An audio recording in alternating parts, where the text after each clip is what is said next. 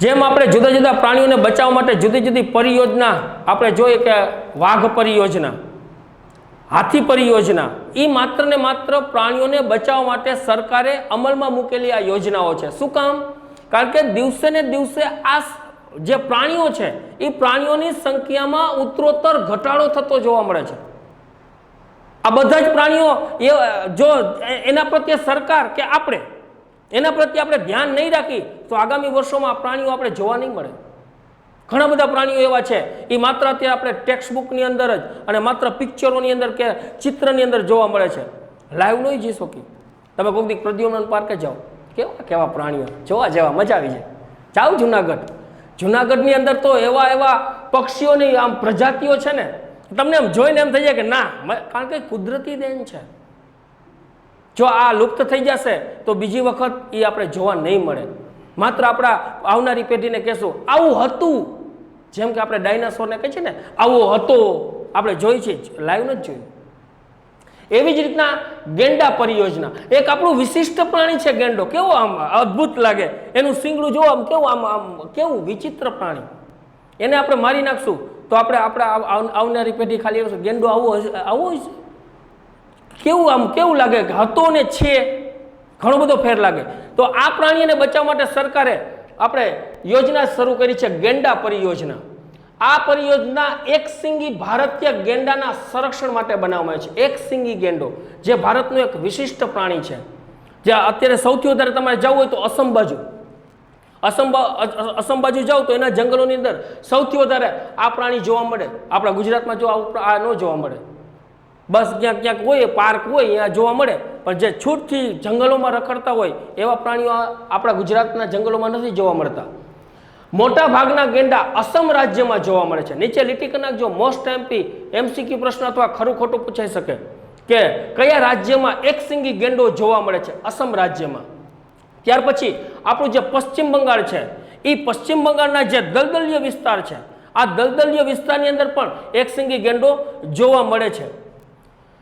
ભારતમાં રાઇનો વિઝન 2020ની વ્યૂહરચના મુજબ ભારતની અંદર ગેંડાઓની કુલ પ્રજાતિઓ 3000 સુધી લઈ જવાનો લક્ષ્યાંક સાથે આ યોજના શરૂ કરવામાં આવી હતી. કે આ યોજના એટલા માટે શરૂ કરવામાં આવી કે દિવસે ને દિવસે ગંડાની જે સંખ્યા છે એની સંખ્યામાં ઉત્તરોત્તર વધારો થાય. એવી જ રીતના આપણે ચોથી પરિયોજના જોઈએ, ઘડિયાળ પરિયોજના. ઘડિયાળ પરિયોજના એટલે બીજું કાંઈ નહીં કે મગર જેવું જ જોવા મળતું એક વિશિષ્ટ પ્રકારનું પ્રાણી. મગર જેવું જ હોય પણ એની ચાંચ છે ને આમ લાંબી હોય. જો આપણા પ્રદ્યુમન પાર્કમાં જોવા મળશે એ છે ને મગર, એ મગર જેવું જ પણ એની ચાંચ છે ને આમ લાંબી હોય. મગરની કેમ સહેજ આમ મોટી હોય પણ ઘડિયાળ છે, ઘડિયાળની ચાંચ છે આમ લાંબી હોય. પણ દિવસે ને દિવસે આની સંખ્યા પણ ઘટતી જતી હતી. મીઠા પાણીમાં જોવા મળતી મગરોની પ્રજાતિ 1970ના દશકામાં લુપ્ત થવાને આરે હતી. જે આ ધીરે ધીરે ધીરે આની સંખ્યા ઘટી. આપણે ખબર પડી છે કે આપણી કેમ વસ્તી ગણતરી થાય, એમ પ્રાણીઓની જ્યારે વસ્તી ગણતરી થાય અને એની સંખ્યામાં ઘટાડો થતો જોવા મળે ત્યારે સરકારે એમ સમજી અને આ યોજના શરૂ કરી કે જેનાથી આની સંખ્યામાં શું થાય? વધારો. અને સરકારે સમયસરના પગલાં લીધા. ત્યાર પછી ગીધ પરિયોજના, કુદરતનો સફાઈ કામદાર. બોર્ડની અંદર MCQ પ્રશ્ન પૂછાઈ ગયેલો છે કે કુદરતનો સફાઈ કામદાર કોને ગણવામાં આવે છે? ગીધ. આ ગીધ છે એ કુદરતનો સફાઈ કામદાર તરીકે જાણીતો છે. તે મૃત ઢોરનું માંસ ખાય છે. અને આપણા ભારતની અંદર આ ગીધોની સંખ્યા કુલ 9 પ્રજાતિઓ છે. આપણે એમાં કીધું ને જુનાગઢની આના જંગલો છે, એ જુનાગઢના જંગલોમાં પુષ્કળ પ્રમાણમાં એ સમયમાં ગીધની સંખ્યા જોવા મળતી હતી. આજે જુઓ હવે હાવ ક્યારેક એકલ દોકલ માત્ર આમ 1-2 ગીધ જોવા મળે. આમ એની સંખ્યા સાવ ઓછી થઈ ગઈ છે. કારણ કે દિવસે ને દિવસે જો આ પક્ષી તરફ આપણે ધ્યાન જ નથી આપ્યું. જેમ કે આપણા ગુજરાતની અંદર જો આ એક સામાન્ય પક્ષીની વાત કરું, કાગડા. અમે નાના નાના હતા તો કાગડાના ટોળા હતા. ક્યાં અત્યારે? પોપટ. અમે નાના નાના કેટલા પોપટના ઝુંડ, ક્યાં? નથી. દિવસે ને દિવસે આની સંખ્યા છે એ સંખ્યામાં ઉત્તરોત્તર શું થતો ગયો? ઘટાડો. આ અસાધારણ રીતે સંખ્યામાં ઘટાડો થતાં 2004માં આ ગીધ પરિયોજના શરૂ કરવામાં આવી હતી? મોસ્ટ એમપી હેતુલક્ષી પ્રશ્ન છે, આને નીચે પણ લીટી કરી નાખો કે ગીધ પરિયોજના ક્યારે શરૂ કરવામાં આવી? 2004માં. ત્યાર પછી જોઈએ છઠ્ઠી હિમદીપડા પરિયોજના. હિમ એટલે બરફ, કે આ દીપડો છે એ માત્ર હિમાલયના પર્વતીય ઢોળામાં જ્યાં બરફવાળા વિસ્તારો છે એની અંદર આ જોવા મળે. હિમાલયમાં લગભગ 3000 મીટરની ઊંચાઈ પર બરફમાં રહેતી આ પ્રજાતિ છે. તો આની સંખ્યામાં પણ સતત દિવસે ને દિવસે ઘટાડો થતો જોવા મળ્યો. તો એના સંખ્યામાં વધારો થાય એ હેતુસર સરકારે હિમદીપડા પરિયોજના શરૂ કરી. તેના સંરક્ષણ માટે લોકો જાગૃત થાય, એમાં ખાસ કરીને લોકોને જાગૃત થવું જરૂરી છે. મેં તો વાત કરી ને કે આપણું 6 જન ટ, કોઈ પણ પુસ્તક વાંચો, પેલું પેજ વાંચો, 6 જન ટમાં એવું લખ્યું છે કે વન અને વન્ય જીવનનું સંરક્ષણ કરવું એ આપણી નૈતિક ફરજ છે. તો એના માટે ખાસ જનજાગૃતિ આવે એ માટે 2000માં આ પરિયોજના શરૂ કરવામાં આવી હતી. નીચે લીટી કરી નાખજો. પાછો હેતુલક્ષી પ્રશ્ન આવી ગયો કે હિમદીપડા યોજના કઈ સાલમાં શરૂ થઈ હતી? 2000માં. ત્યાર પછી તો ઘણા બધા અન્ય પ્રાણીઓને બચાવવા માટે પણ સરકારે જુદી જુદી યોજનાઓ શરૂ કરી છે, જેની સંખ્યામાં વધારો થાય. જેમ કે કાશ્મીરી અંગુલ પરિયોજના, લાલ પાંડા પરિયોજના, મણિપુર થામિલ પરિયોજના. મણિપુર થામિલ હરણને બચાવવા માટે આ પરિયોજના શરૂ કરવામાં આવી હતી. નીચે લીટી કરી નાખજો. આ પણ મોસ્ટ એમપી હેતુલક્ષી પ્રશ્ન છે કે મણિપુર થામિલ પરિયોજના કયા પ્રાણીને બચાવવા માટે શરૂ કરવા માટે? હરણની પ્રજાતિને.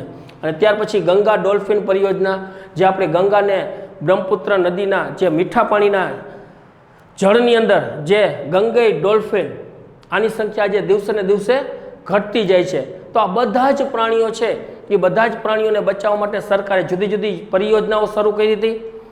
અત્યાર સુધીમાં આપણે જુદી જુદી જે પરિયોજના જોઈ, જેમાં તમામ પ્રકારના જેટલા પ્રાણીઓ જે લુપ્ત થવાના આરે હતા, ભયના આરે હતા, એ બધા પ્રાણીઓનું સંરક્ષણ કરવું એ સરકારનો મેઇન હેતુ હતો કે જેનાથી એ પ્રાણીઓની પ્રજાતિની સંખ્યા વધે અને એ જે મૃત્યુના આરે, એટલે કે જેમાં મૃત્યુનું પ્રમાણ જે સૌથી વધારે હતું એ પ્રાણીઓની સંખ્યામાં વધારો થાય એવા જુદા જુદા એ પ્રાણીઓને ફેસિલિટી કહીને આપણે આપી અને એ પ્રાણીઓને બચાવવાના પ્રયત્ન સરકારે કર્યા.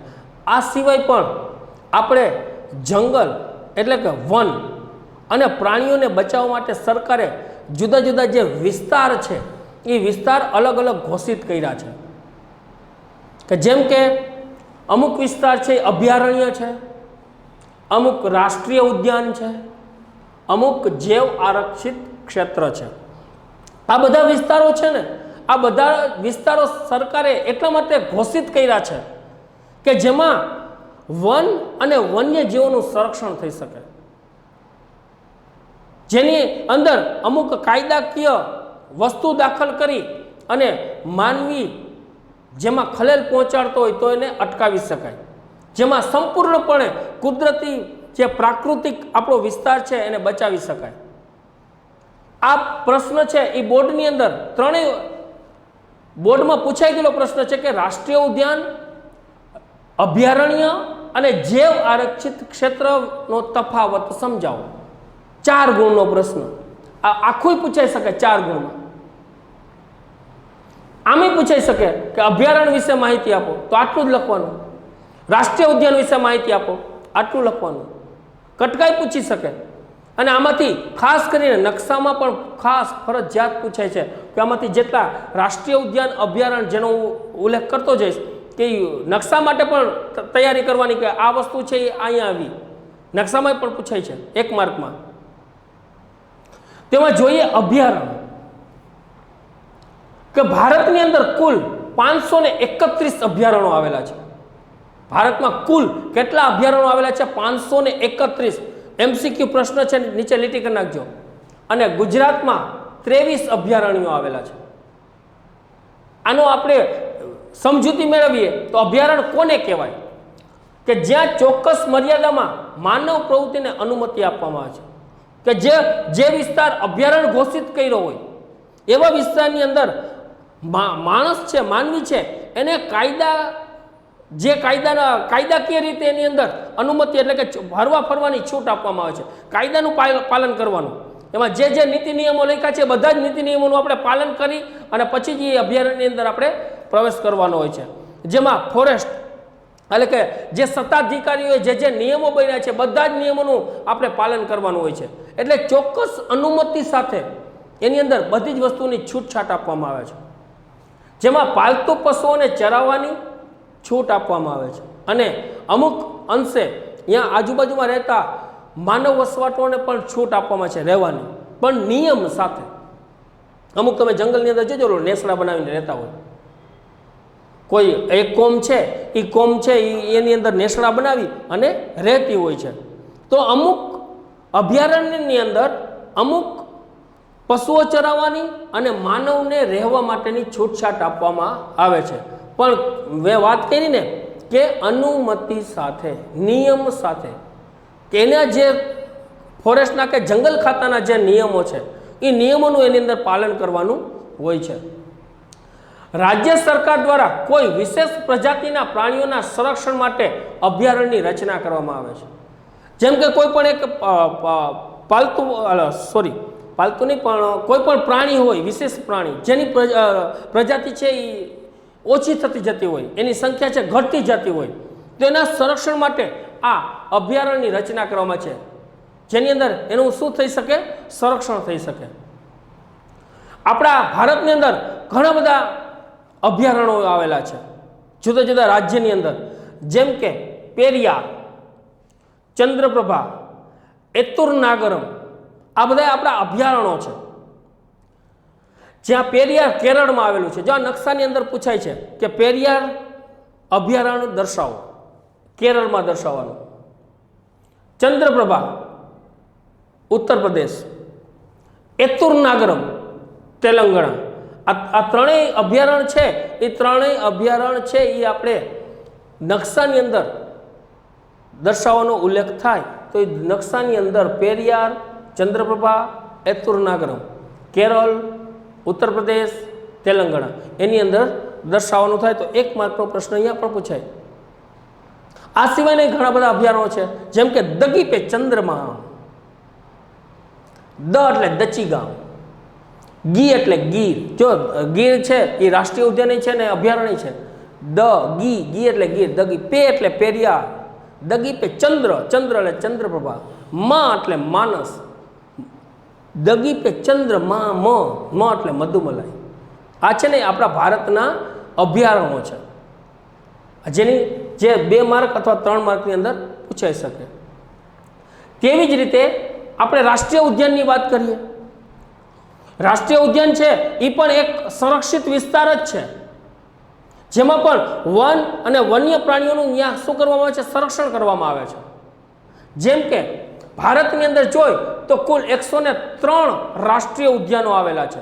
મોસ્ટ એમસીક્યુ પ્રશ્ન હતા, હેતુલક્ષી પ્રશ્નની અંદર પૂછાય છે કે ભારતમાં કુલ કેટલા રાષ્ટ્રીય ઉદ્યાન આવેલા છે? 103. અને ગુજરાતમાં કુલ કેટલા રાષ્ટ્રીય ઉદ્યાન આવેલા છે? 4.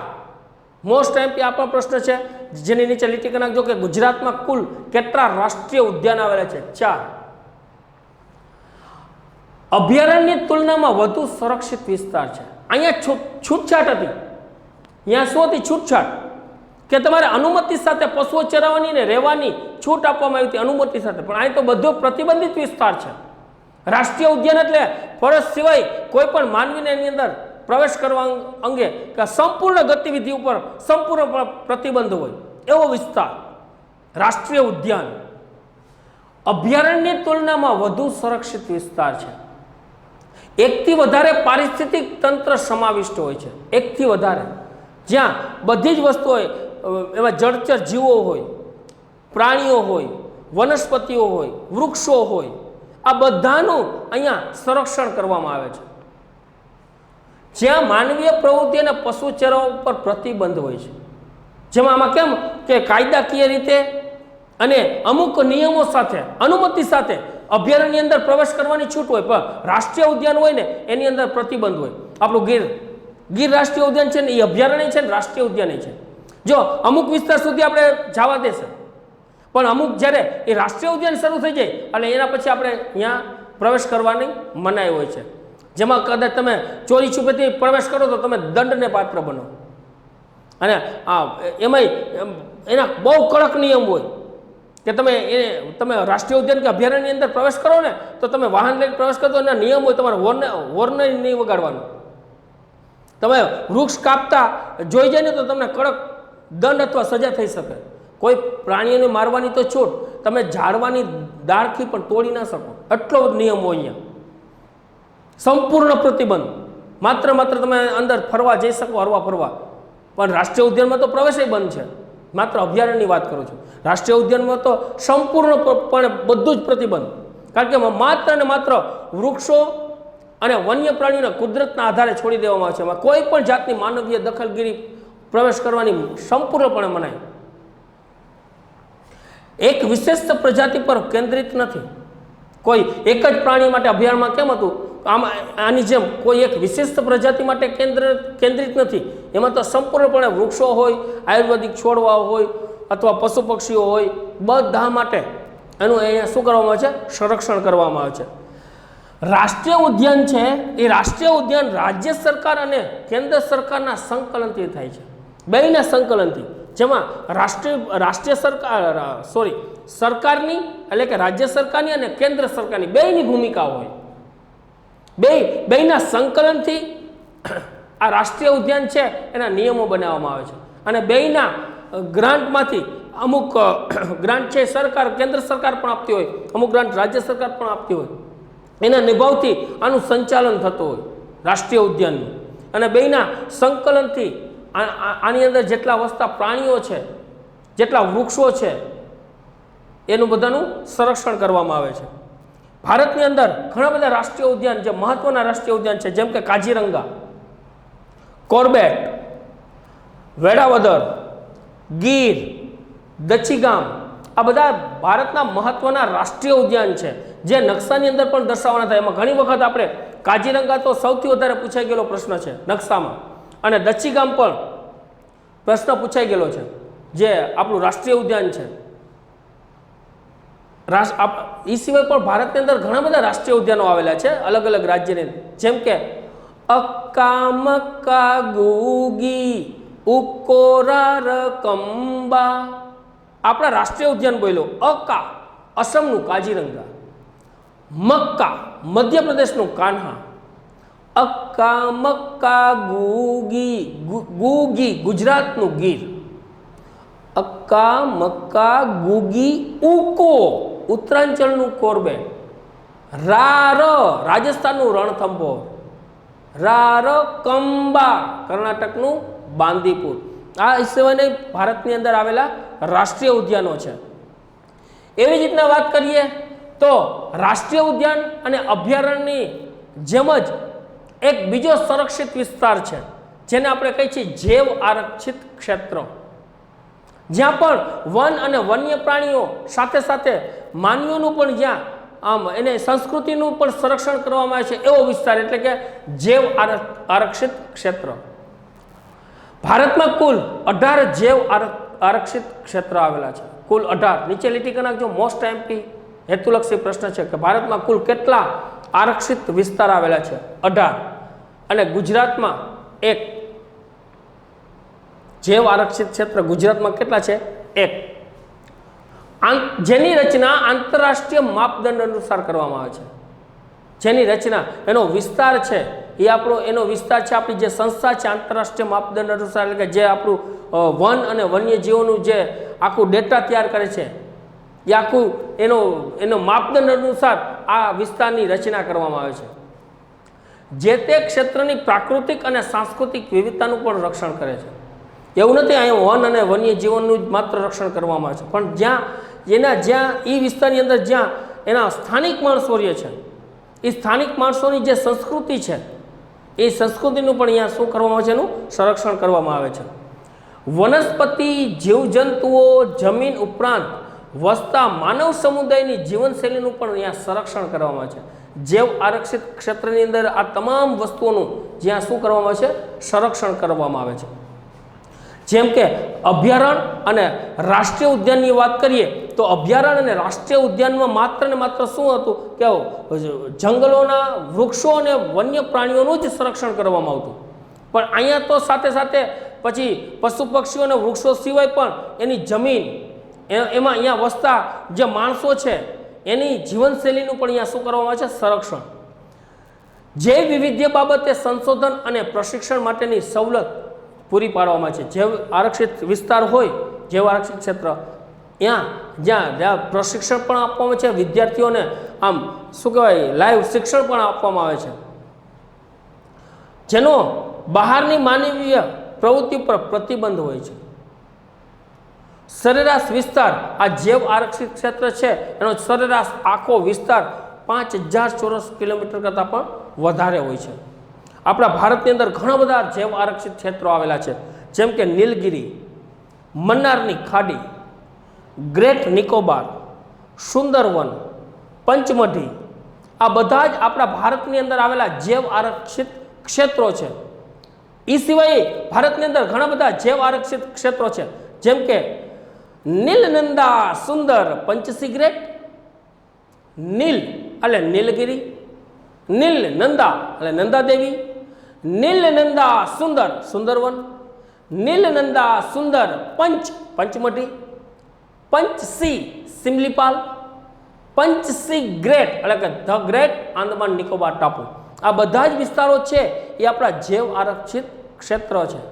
આપણા ગુજરાતની અંદર પણ આપણું કચ્છનું રણ છે એને 2008ની અંદર આપણે જૈવ આરક્ષિત ક્ષેત્ર ઘોષિત કર્યો હતો. તો આ પ્રશ્ન થઈ ગયો આખો આપણો, જેમાં અભયારણ્ય, રાષ્ટ્રીય ઉદ્યાન અને જૈવ આરક્ષિત ક્ષેત્રની વાત કરી. આ પાઠની અંદર આપણે હજી પણ ઘણી બધી આપણે સજાગતા બહુ ઓછી છે ભારતના લોકોને, કારણ કે આપણે જે સજાગતા હોવી જોઈએ કે આપણે વન અને વન્ય પ્રાણીઓને બચાવવું જોઈએ, જે આપણામાં જનજાગૃતિ હોવી જોઈએ, જે બહુ ઓછી જોવા મળે છે. પણ આપણે એક વસ્તુ યાદ રાખવી જોઈએ, જો આના પ્રત્યે આપણે જાગૃત નહીં થાય તો આપણા ભવિષ્યની અંદર આપણે ઘણી બધી વસ્તુઓ જે કુદરતે આપણે ભરપૂર રીતે આપેલી છે એને આપણે ખોઈ બેસું. એટલા માટે આપણે 10મા ધોરણની અંદર પણ જો આખું ચેપ્ટર છે વન અને વન્ય જીવન આપેલું છે, એનો ઉદ્દેશ એક જ છે કે આપણા ભારતની અંદર જેટલું આ વૈવિધ્યસભર વન્ય જીવન છે એ વન્ય જીવનને બચાવવું કે સરકારની તો ફરજ છે જ, પણ સાથે સાથે આપણે માણસોની પણ મહત્વની ભૂમિકા હોવી જોઈએ. આપણે પણ સમજવું જોઈએ કે આ બધી કુદરતી દેન છે એ આપણા માટે આપી છે, આપણા આવનારી પેઢી માટે છે. તો આપણે જો આનું સંરક્ષણ નહીં કરીએ, આનું જતન નહીં કરીએ તો આવનારી પેઢી છે આને જોઈ પણ નહીં શકે અને આનો ઉપયોગ પણ નહીં કરી શકીએ, જેની અસર ખૂબ માઠી થશે ભવિષ્ય ઉપર.